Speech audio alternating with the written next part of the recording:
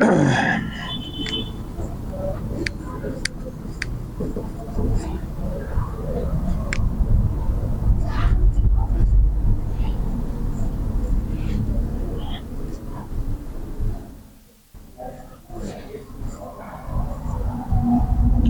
निषेचन तो करा लिया सब कुछ। निषेचन कराने के बाद क्या बचा था हमारे पास, देखिए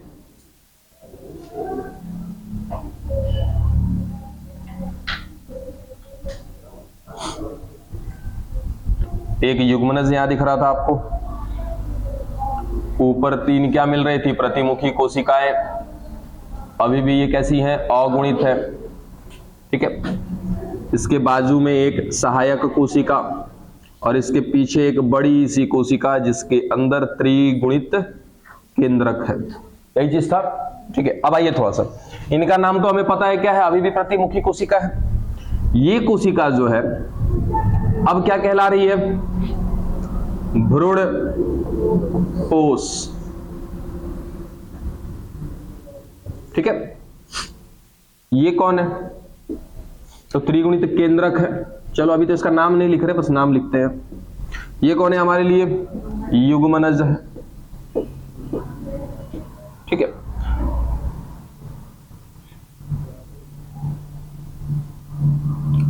नेम सीधा लिख देते हैं इसको। देखो इसको कहते हैं पीईसी, इस पूरी कोशिका को जिसके अंदर क्या है, त्रिगुणित केंद्रक है, और इसको नाम दिया जाता है पीईएन। अब क्या हो जाता है, प्राइमरी एंडोस्पर्म सेल, और ये क्या है, प्राइमरी एंडोस्पर्म न्यूक्लियस, ठीक है। हिंदी में क्या कहते हैं, प्राथमिक भ्रूण पोष कोशिका, और ये क्या हो जाएगा, प्राथमिक भ्रूणपोष केंद्रक। यहां तक की बात क्लियर। यही 2 नाम आपको मुख्यतः याद रखने हैं, क्योंकि अब यहीं से क्या होने वाला है, तो 2 हमें मिल गया, एक ऐसी कोशिका जिसको नाम दे दिया प्राथमिक भ्रूणपोष कोशिका, उसके अंदर जो केंद्रक है उसको क्या बोल दिया, प्राथमिक भ्रूणपोष केंद्रक। ये दोनों एक ही संरचना हो गई, ठीक है। इन दोनों को मिला के हम क्या कहते हैं, भ्रूणपोष कहते हैं। ये बच्चा युग्मनज दिख रहा है, कौन सा, सहायक कोशिका, और कौन दिख रहा है, प्रतिमुखी कोशिका। चारों को एक बार में खत्म करते हैं, इनको इनको इनको और इसको, सबको। ये सारे के सारे क्या करेंगे कि अपना पोषण त्याग देंगे, और अब पोषण की आवश्यकता किसको है, युग्मनज को। कमिन, सारी की संरचना क्या हो जाएगी बच्चा, खत्म हो जाएगी, ठीक है। कुल मिलाजुलाकर ये सारे लोग अपना पोषण थमा देंगे या दे देंगे किसको, युग्मनज को। ये युग्मनज क्या शुरू कर देगा, अपना भ्रूणोद्भव। बात समझे, तो इसके भ्रूणोद्भव को देखेंगे बाद में, पहले हम खत्म कर लेते हैं इस पीईएन को और पीईसी को, ठीक है। लिखना है तो लिख सकते हैं पीईएन और पीईसी के बारे में, ज्यादा कुछ नहीं, बस इसका फुल फॉर्म उतार सकते हो।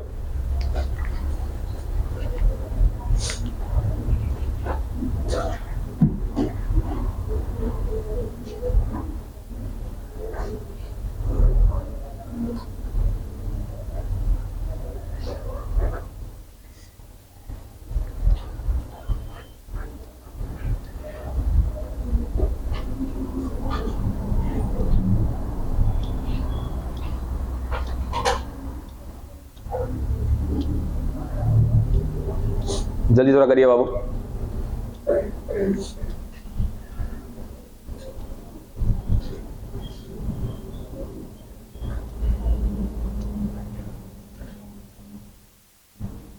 हो गया, केवल पीईएन और पीईसी उतारना था।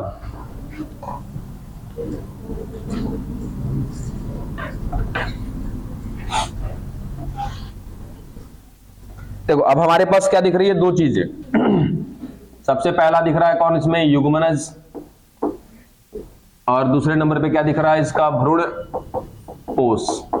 बाकी लोग थे, बाकी लोगों ने क्या कर दिया, अपने पोषण को त्याग दिया, ताकि उस पोषण का इस्तेमाल कौन कर सके, युग्मनज, और वो युग्मनज आगे चल के क्या करेगा, भ्रूणोद्भव करेगा, ठीक है। इस युग्मनज के भ्रूणोद्भव को देखेंगे, इसके बाद पहले हम लोग देखते हैं कि इसको भ्रूणपोष। टॉपिक थोड़ा सा छोटा है, इसको खत्म कर लेते हैं।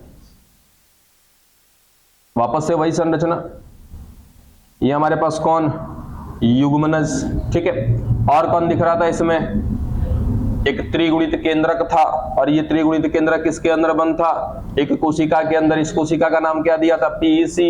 इसके न्यूक्लियस को क्या नाम दिया था, पीएन। चलो अब एक सिस्टम बताइएगा, ये एक कोशिका है, अब ये करने वाली है केंद्रक विभाजन, मतलब कि कैरियोकाइनेसिस। तो इसके अंदर क्या हो जाएगा बच्चा, एक ही कोशिका के अंदर दो केंद्रक हो जाएंगे। फिर उसके बाद क्या कर सकती है, ये साइटोकाइनेसिस, जिसके वजह से कहीं ना कहीं ये कोशिका द्रव्य बांट दिए जाएंगे इसके, और कितनी कोशिका बन जाएगी, दो कोशिका। ये हो गया आपका केंद्रक विभाजन, और ये कोशिका द्रव्य विभाजन। तो ये चीजें कई दफा बोल दी है ना।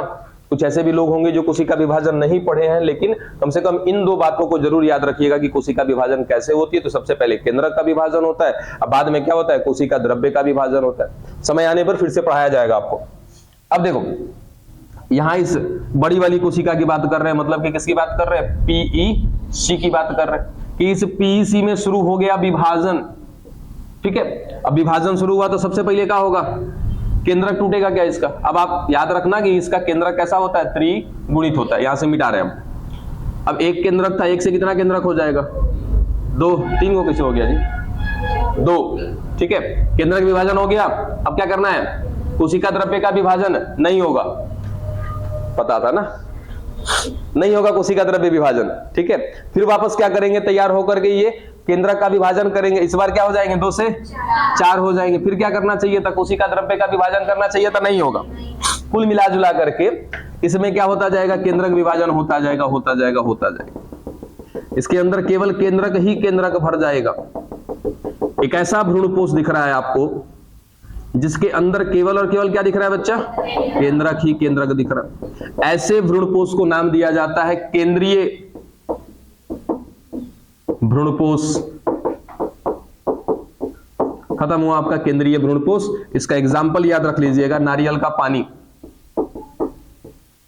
नारियल का पानी। तो नारियल का जो पानी हम पीते हैं ना, डाब, उसमें जो पानी है ना, वो एक प्रकार का भ्रूणपोष है। यानी कि उसके अंदर जो युग्मनज बैठा है, वो युग्मनज जैसे जैसे विकसित होगा, जैसे जैसे भ्रूणोद्भव करेगा, उस पानी को सोखता जाएगा वो, ठीक है। और आपको पता भी होना चाहिए इस बात का कि जैसे नारियल है, नारियल की स्थिति आप दो देखते हो, एक जो ऐसे डाब के रूप में है पूरा, ठीक है, और इसके अंदर ये नारियल, इसके अंदर क्या भरा पड़ा, पानी, ठीक है। अब इसके पास क्या होगा, इसका अपना खुद का युग्मनज कुछ ऐसे, ठीक है। अब ये जो भ्रूणपोष है, ये भ्रूणपोष किसके लिए था, इस युग्मनज के लिए, कि जैसे जैसे युग्मनज बड़ा होता जाएगा, इसकी कोशिकाएं ऐसे ऊपर की ओर चलती जाएंगी, और कुछ शरीर इसका कहां चला जाएगा, नीचे की ओर। नीचे की ओर इसलिए जाएगा, सोचो कि जैसे बाल्टी में पानी रखा है आपका, अब बाल्टी में पानी भरा है तो आप यहीं से निकाल लोगे ऊपर से ही, लेकिन बाल्टी का पानी का स्तर गिर जाएगा नीचे, तो आपको क्या करना पड़ेगा, नीचे हाथ डालना पड़ेगा।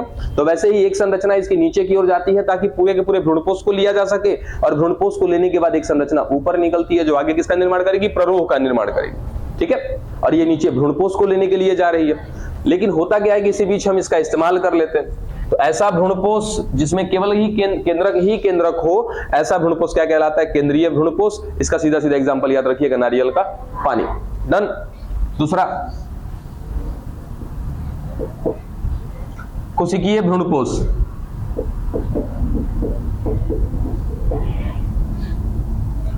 अब इसमें क्या स्थिति होगी, छोटा बनाते हैं इसको, छोड़ दो, या नीचे युग्मनज का युग्मनज, ठीक है। अब क्या हो जाएगा कि जो हमारा ये भ्रूणपोष था, ये जो कोशिका थी कौन, पीईसी। अब ये पीईसी क्या कर रही है कि केंद्रक का विभाजन तो कर ही रही है, और केंद्रक विभाजन के साथ साथ क्या कर रही है, कोशिका द्रव्य को भी बांट दे रही है।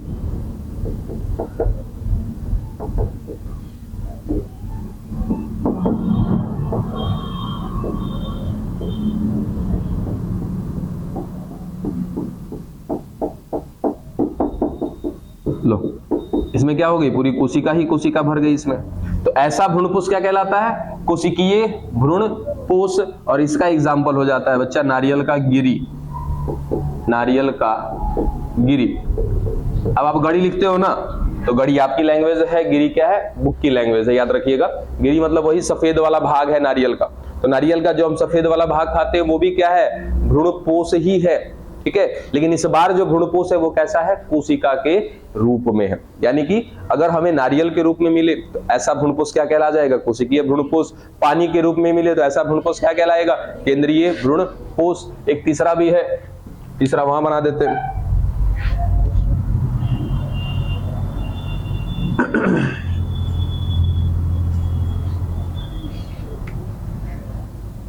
तीसरे को नाम दिया जाता है माध्यमिक या हैलोबियल, माध्यमिक या हैलोबियल भ्रूणपोष।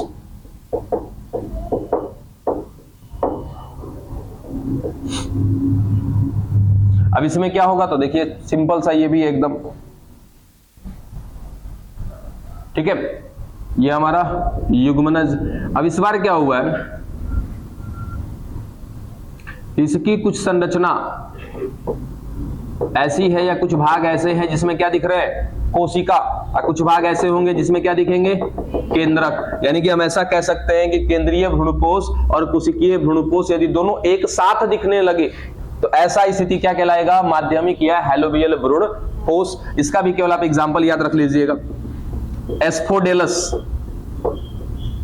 एस्फोडेलस पादप। डन, खत्म हुआ बच्चा आपका तीनों का तीनों भ्रूणपोष। एकदम इजी है, भ्रूणपोष पे ज्यादा खर्चा मत करिएगा दिमाग, केवल आप एग्जांपल याद रखोगे काम हो जाएगा। एक ऐसा भ्रूणपोष जो केवल और केवल केंद्रक के रूप में हो, केंद्रीय भ्रूणपोष, नारियल का पानी। एक ऐसा भ्रूणपोष जो केवल कोशिका के रूप में हो तो वो क्या कहलाएगा, कोशिकीय भ्रूणपोष। इसका एग्जांपल क्या हो जाएगा, तो वही नारियल का गड़ी या गिरी।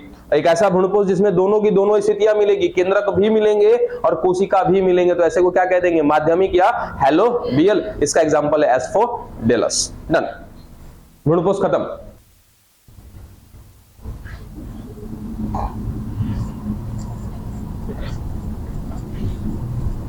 चलिए भ्रूणपोष खत्म। अब बचा कौन हमारे पास, युग्मनज। अब युग्मनज के साथ क्या करना चाहिए, इसका भी क्या करना है, विकास करना है।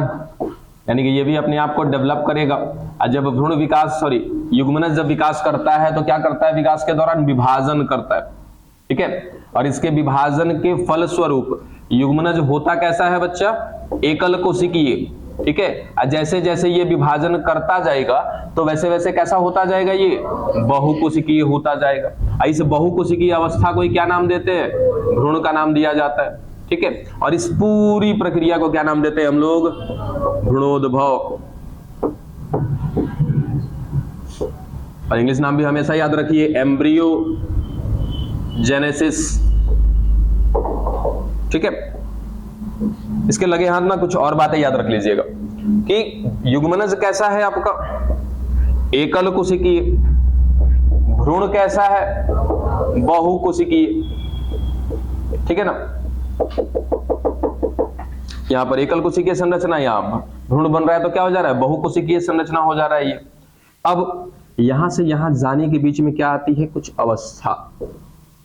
अवस्था समझते हो, जैसे एकल कोशिका है, एकल कोशिका से क्या बन रही है, बहुकोशिका। क्या इस बीच में कुछ अवस्थाएं आएंगी, ठीक है। उन अवस्थाओं का क्या किया जाता है बच्चा, अध्ययन किया जाता है, ठीक है, मीन्स स्टडी। तो सीधा सीधा याद रखना कि युग्मनज से भ्रूण बनने के बीच में आ रही अवस्थाओं का अध्ययन करना कहलाता है क्या, भ्रूण विज्ञान। भ्रूण विज्ञान। अक्सर पता है क्या लगता है, जब भी ये क्वेश्चन पूछा जाता है कि भ्रूण विज्ञान क्या है, ठीक है, तो ऑप्शन में होता है भ्रूण का अध्ययन करना। टिक कर दीजिएगा, क्या, भ्रूण का अध्ययन करना, कट जाएगा एक नंबर, ठीक है। तो कभी भी भ्रूण का अध्ययन करना भ्रूण विज्ञान नहीं है। युग्मनज से भ्रूण बनने के बीच आ रही अवस्थाओं का अध्ययन करना क्या कहलाता है बच्चा, भ्रूण विज्ञान कहलाता है, जिसको इंग्लिश में कहते हैं एम्ब्रियोलॉजी। एम्ब्रियोलॉजी, ठीक है। इसके साथ एक और व्यक्ति का नाम याद रखिएगा, पंचानन महेश्वरी। पंचानन महेश्वरी,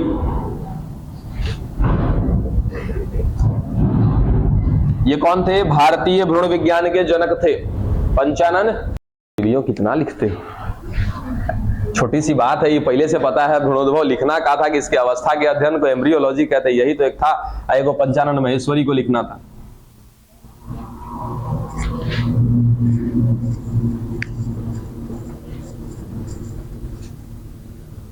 चलो अब शुरू करते हैं क्या हम लोग भ्रूणोद्भव।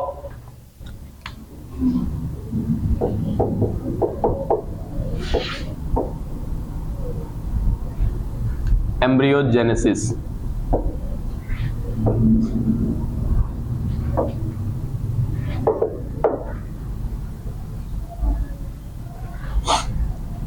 ठीक है, ध्यान दीजिएगा। देखो दिक्कत कहां है ना, नाम याद करने में।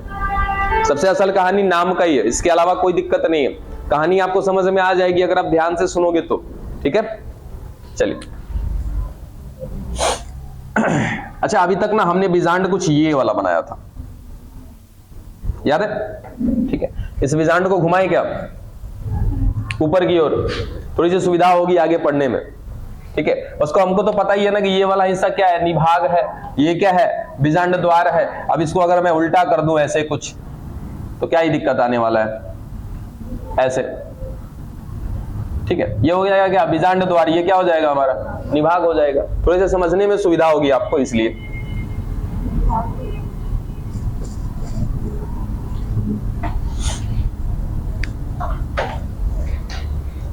देखिए,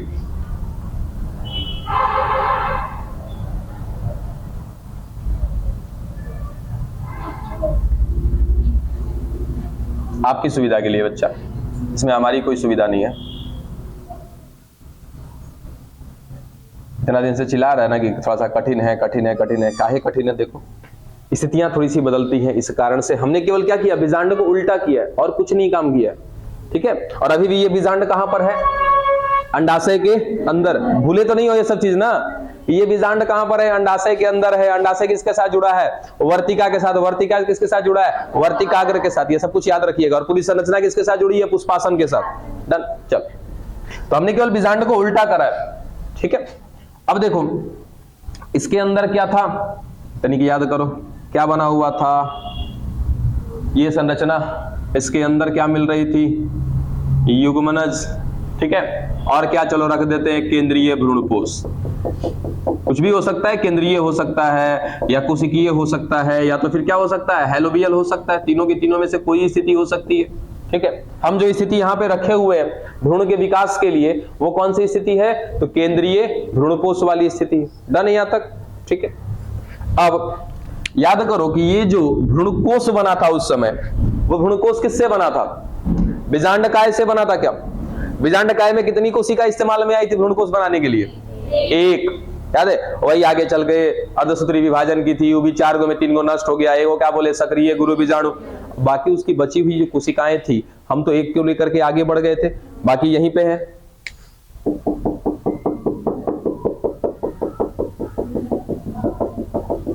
और ये जो बाकी हैं अभी भी, इनका नाम क्या है, बीजांड काय ही है। थोड़ी सी समस्या बढ़ी आप लोग की?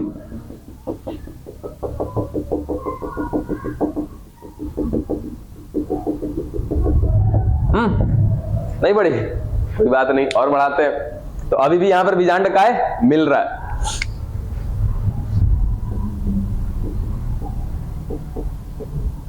बीजांड काय। ठीक है, और इस बीजांड काय में ना अभी भी क्या मिलेगा, भर भर के पोषण मिलेगा। क्योंकि याद है, यही बीजांड काय है जिसकी केवल एक कोशिका को पोषण दिया गया था, तो आगे चल के किसका निर्माण कर दी थी, भ्रूण कोश का निर्माण की थी। तो अभी भी अगर बीजांड काय वहां पर उपस्थित है, तो अभी भी बीजांड काय में क्या होगा, पोषण ही पोषण होगा।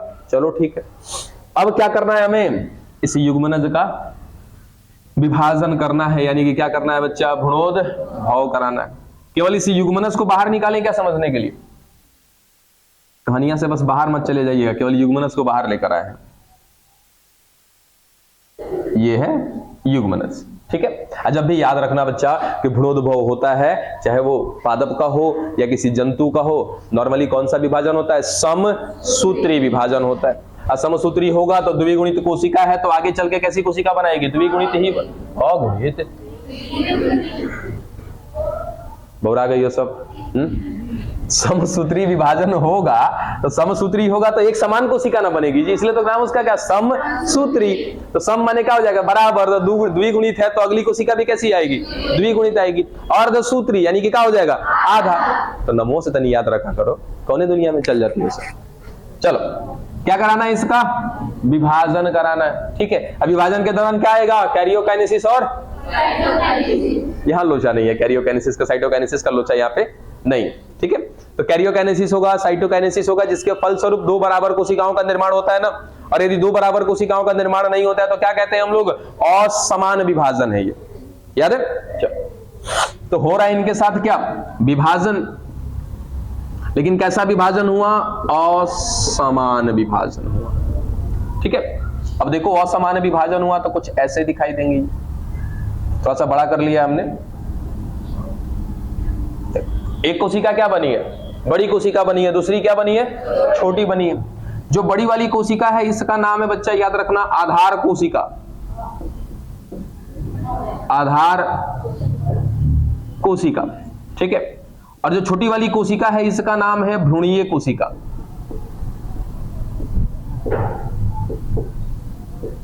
ठीक है, डन यहां तक? एक है आधार कोशिका और एक है भ्रूणीय कोशिका। इसके अंदर केंद्रक में नहीं लिख रहा हूं, बस याद रखना कैसी होगी? द्विगुणित होगी। यहां से जब द्विगुणित से हो रहा है विभाजन तो बार बार क्या होगा? द्विगुणित ही बनेगा। बड़ी कोशिका का नाम आधार कोशिका दे दिया, छोटी कोशिका का नाम भ्रूणीय कोशिका दे दिया। याद रखना जो भ्रूणीय कोशिका होगी वो कहां होगी? निभाग की तरफ होगी। और जो बड़ी वाली कोशिका होगी जिसका नाम है क्या? आधार कोशिका, ये कहां पर होगी? बीजांड द्वार की तरफ होगी। बीजांड द्वार की तरफ होगी। अब अगर मैं यहां विभाजन करा दूं बच्चा, देखो तो क्या हो रहा है? एक छोटी कोशिका बनी है और एक बड़ी कोशिका बनी है। बड़ी कोशिका कहां पर है? बीजांड द्वार की तरफ है। छोटी कोशिका कहां पर है? निभाग की तरफ है। सही है क्या कहानी अभी तक? यहां तक क्लियर हो? ठीक है, अब इस दोनों में से एक एक करके दोनों का विभाजन देखते हैं। अरे सॉरी, एक चीज बताना बच्चा मैं भूल गया था कि ये जो भ्रूणोद्भव देख रहे हैं ना, ये देख रहे हैं हम लोग इसका द्विबीजपत्री का। ठीक है, एक स्टेप इस बीच में छूट गया है आपका, क्या कि जो भ्रूणोद्भव है वो भ्रूणोद्भव यहीं पे हम दोनों का खत्म कर लेंगे, एक बीजपत्री का भी और द्विबीजपत्री का भी।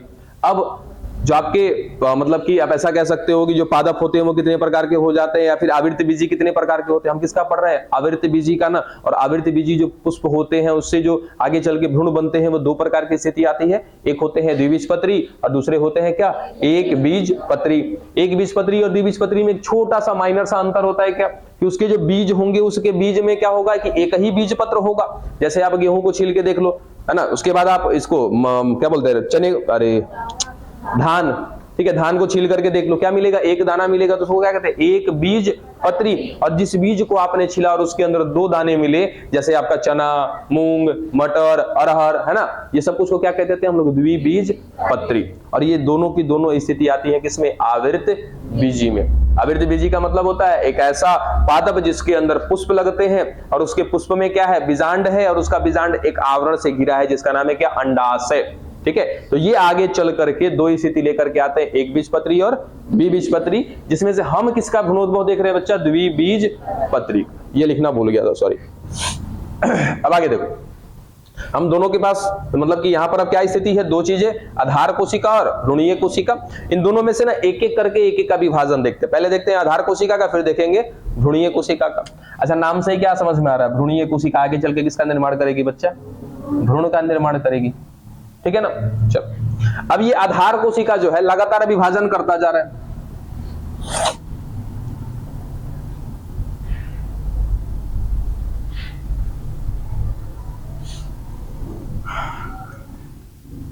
ये हो गई कौन? हमारी भ्रूणीय कोशिका।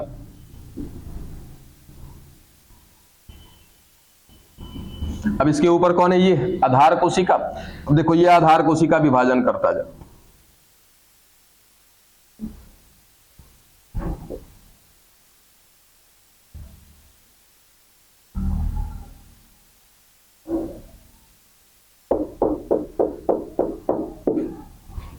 ठीक है। कुछ इस तरह की संरचना बनी। यहां भी बना के देखते हैं हम लोग इसको।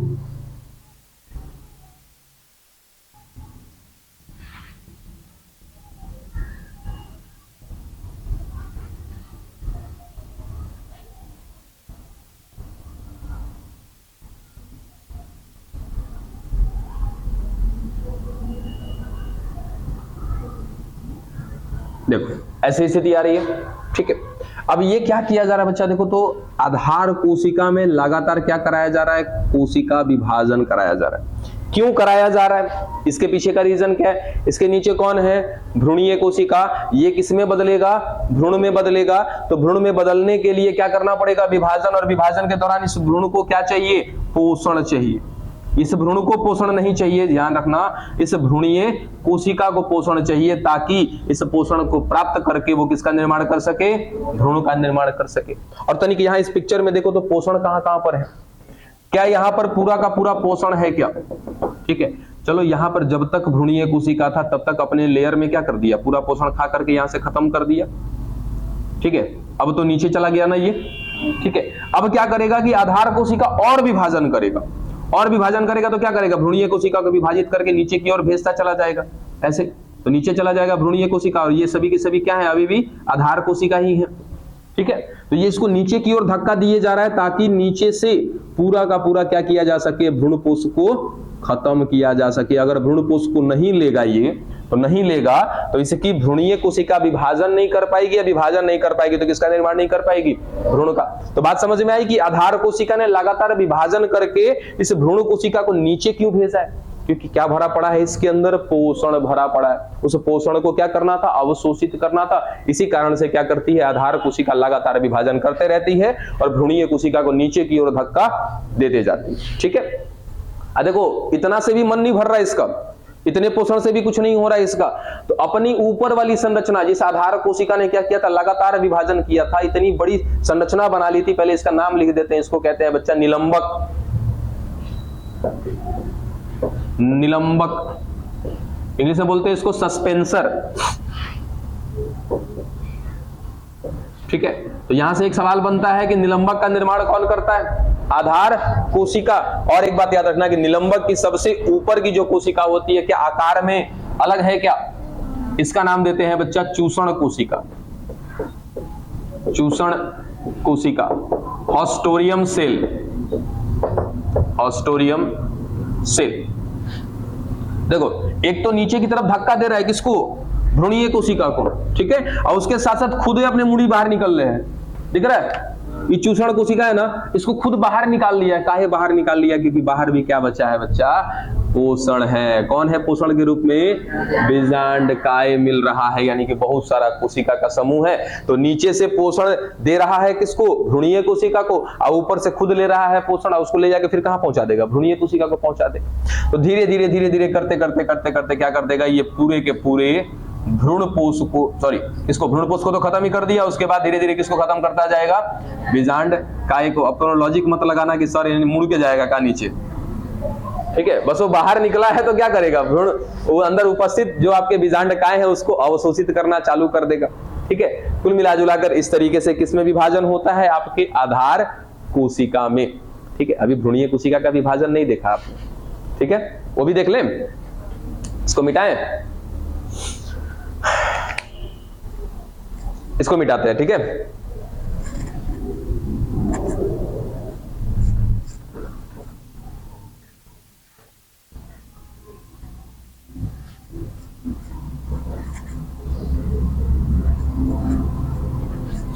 हमारे आधार कोशिका का विभाजन खत्म हुआ, ठीक है। आधार कोशिका ने विभाजन क्यों किया था, इस बात का हमें पता चल गया, क्योंकि पोषण दो जगह पे था, अंदर भ्रूणपोष के रूप में था और बाहर बीजांडकाय के रूप में था।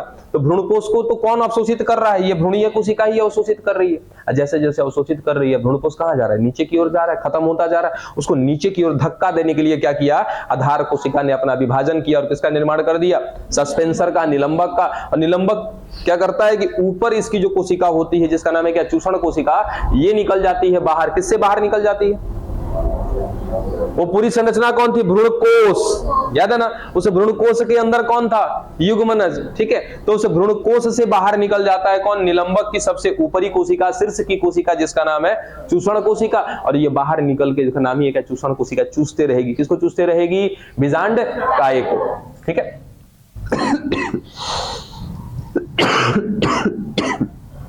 अब आगे देखो, अब कराते हैं किसका विभाजन बच्चा? भ्रूणीय कोशिका का।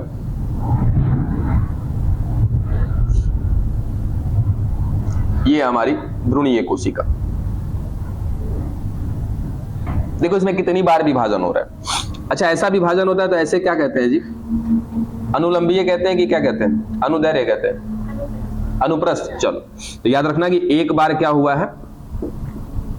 अनुप्रस्थ, ठीक है। एक बार हुआ है अनुप्रस्थ विभाजन, किसमें? भ्रूणीय कोशिका में। ये कौन थी हमारे लिए?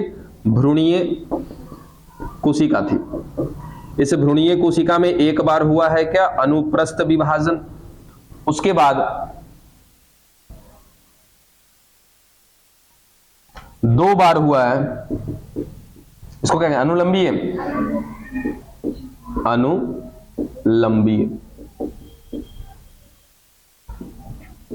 यहां से इस बात से संतुष्ट हो गया? देखो तो एक बार हुआ है अनुप्रस्थ और दो बार हुआ है अनुलंबीय। कितनी कोशिका बना दी इसने? 8 कोशिका, ठीक है। यहां से संतुष्ट है कि सर दो बार ही अनुलंबीय कैसे हुआ? वही तो प्रॉब्लम यहीं पे है। कहां कुछ प्रॉब्लम है? देखो तो जरा, ये को बड़ी सी कोशिका है, इसमें एक बार क्या करा दिया आपने? अनुप्रस्थ। यहां से तो ठीक है सर, समझ में आ रहा है, ठीक है। अब देखो क्या कराना है हमको? अनुलंबीय। कितनी बार कराना है? 2 बार। एक बार कराया तो कितनी कोशिका बनी? 4। और दूसरी बार भी कराओगे तो ये 4 कोशिका नहीं विभाजन करेगी, है? दूसरी बार कराएंगे इन दोनों कोशिका, देखो दूसरी बार कराएंगे तो सबको कराएंगे ना, इसको भी कराया, इसको भी कराया, कितना विभाजन हो गया? 2 ही बार तो हुआ है ना, ठीक है। इसमें कंफ्यूज मत होइएगा।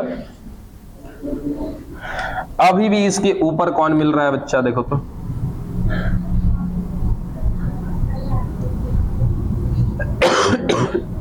निलंबक है ये, और निलंबक के ऊपर की कोशिका कौन है? चूषण कोशिका। चलो दोनों विभाजन हमने देख लिया। अब इनका नाम तो पता है हमें कि ये कौन है? निलंबक है। ये कौन है? चूषण कोशिका है। ये कौन थी? नीचे भ्रूणीय कोशिका, लेकिन अब भी भ्रूणीय कोशिका कहेंगे का इसको? अब नाम बदलना चाहिए, ठीक है। तो याद रखना, इस कोशिका की बात कर रहे हैं जो किसके साथ जुड़ी है? निलंबक के साथ जुड़ी है। इसको कहते हैं आधार धार कोशिका,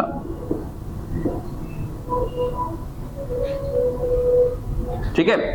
और ये नीचे की जो 4 कोशिका है जो किसके साथ जुड़ी है? आधार धार कोशिका के साथ।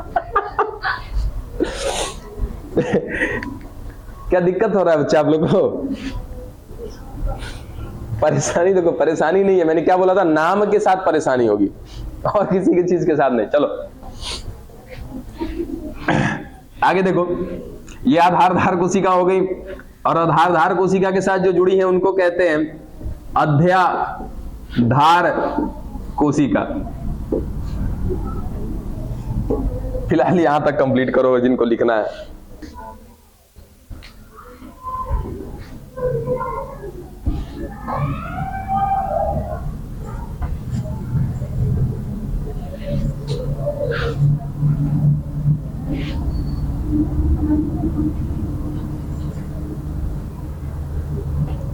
देखिए अब क्या स्थिति हो चुकी होगी, जरा ध्यान दीजिए तो। अच्छा ये बताओ कि सीधा वाला बनाएगी अपना जो शुरुआत से जैसा बनाए थे बीजांड, वैसी वाली स्थिति बनाए, जैसी हमारी इच्छा। देखो ऐसे वाले से शुरू किया था हमने कहानी, ठीक है। अब इसमें कुछ ना स्थिति ऐसी थी,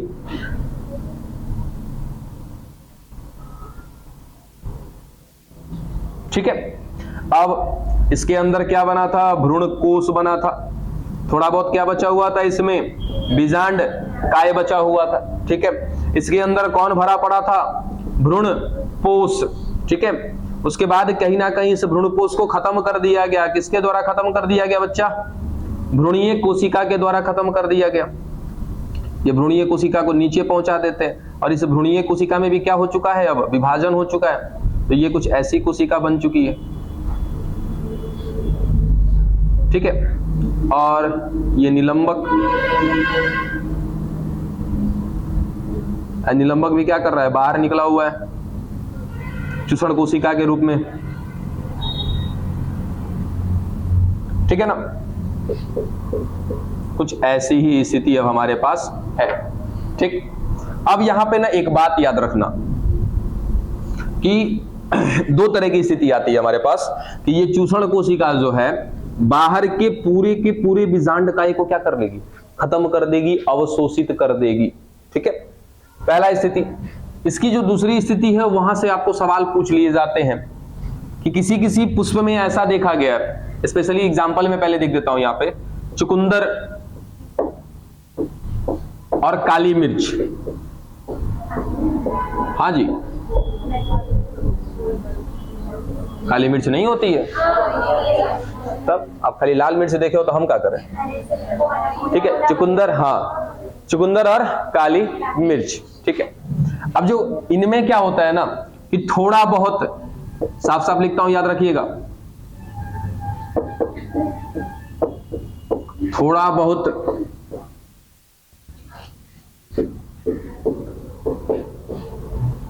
बीजांडकाय रह जाता है, बात समझे, क्योंकि अवशोषित करने के लिए तो चूषण कोशिका है, ठीक है, इसने अवशोषित भी करना शुरू किया, लेकिन इसकी थोड़ी बहुत मात्रा क्या कर दिया, इसने अवशोषित नहीं किया, छोड़ दिया।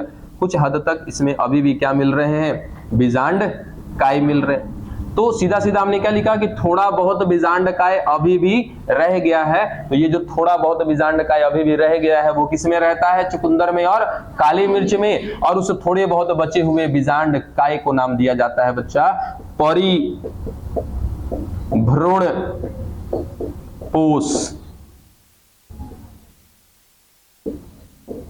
ठीक है, परिभ्रूणपोष। तब आपसे पूछ लिया जाए कि परिभ्रूणपोष क्या है, तो भ्रूणोद्भव के दौरान बीजांडकाय की थोड़ी बहुत मात्रा रह जाती है या शेष बच जाती है, उस शेष बचे हुए बीजांडकाय की मात्रा को क्या नाम दिया जाता है, परिभ्रूणपोष। ऐसी स्थिति कहां मिलेगी देखने को, तो चुकंदर में और काली मिर्च में। यही करते हैं आपके आज के क्लास का समापन। अब आप लोग बताइए कहीं कुछ दिक्कत है आज के टॉपिक में तो बता लीजिए।